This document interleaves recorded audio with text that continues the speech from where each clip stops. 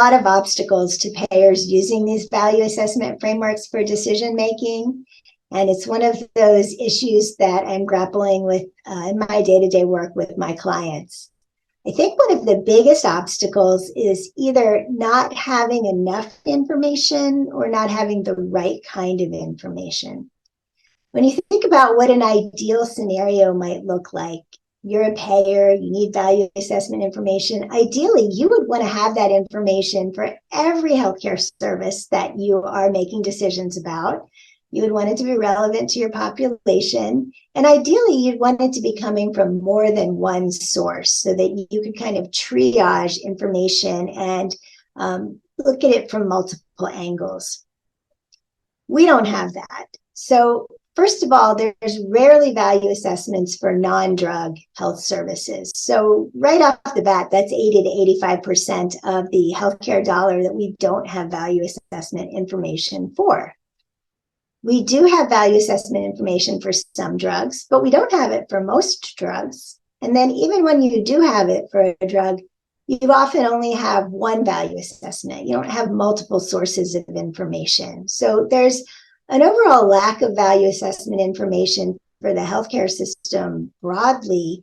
And then when there is information, it may not be relevant to the payer's population. They still may need to conduct their own models, their own analyses to get information that's relevant to them. And then I think a couple of other just kind of big obstacles are standards, really understanding what good value assessment looks like, what are good inputs, what are good methodologies. Training. We don't have a lot of great training on, again, what good looks like, but also how to interpret a value assessment, how to use value assessment. And then I think the biggest obstacle is, if you think about our health system, we have all of these crazy misaligned incentives. We've got rebates, we've got 340B, we've got the role of pharmacy benefit managers. We have a lot of incentives in place that don't support value-based purchasing. And I think that's one of the biggest barriers to using value assessment information to make decisions.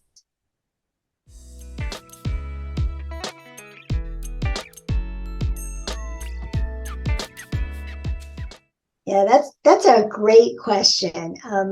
Getting value assessment right can be really complicated. And I think it's natural to want to simplify it. And the irony of simplification in this particular situation is that it can actually not serve patients' best interests. And let me explain that a little bit, because it might seem counterintuitive. So patients are different.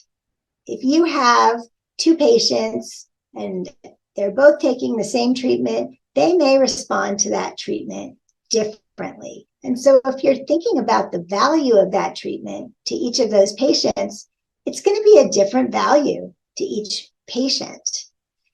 Now, a simplified value assessment is often, unfortunately, sort of a one-size-fits-all based on a population average that doesn't actually serve the needs of those individual patients.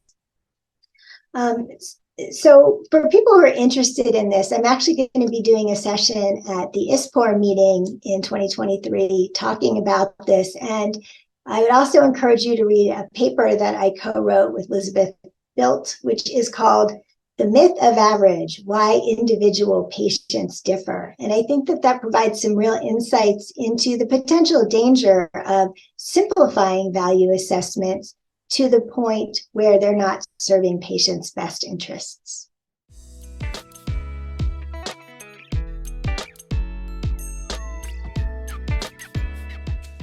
Cell and gene therapies are exciting and unique, and we've been fortunate enough at AmerisourceBergen to support 100% of the FDA-approved cell and gene therapies through our consulting arm.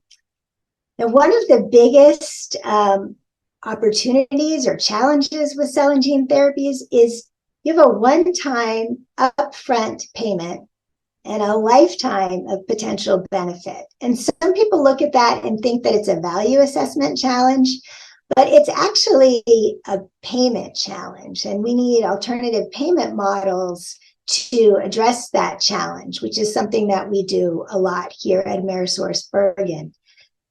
Now, one of the things that we're seeing is that when cost effectiveness analysis or value assessment is done on these cell and gene therapies, we do see that they have tremendous value, and it's there. It's very, very exciting. But what we're seeing in the actual value assessment space is a little bit concerning. We're seeing that some people are looking at it as a value assessment problem rather than a payment model problem, and making changes to the value assessment rules to solve this problem, which again is a real payment problem.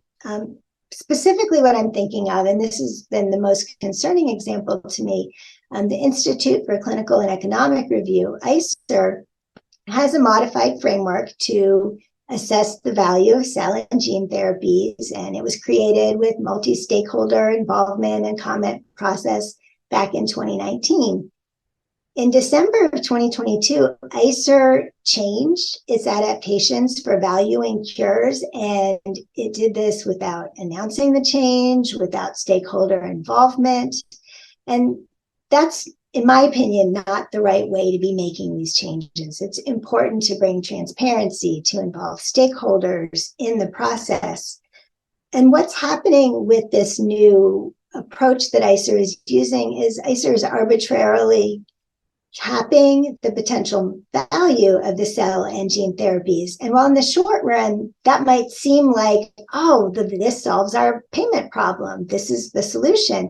But if you look at it in the broader context and you think about it in the long run, arbitrarily capping value for cures can disincentivize the future investment and development of those cures, which is not what any of us want. So it's really important to recognize and reward the value that these products can bring to patients and society. I think using this different approach, arbitrarily capping value, is penny wise and pound foolish and doesn't serve the best interest of patients.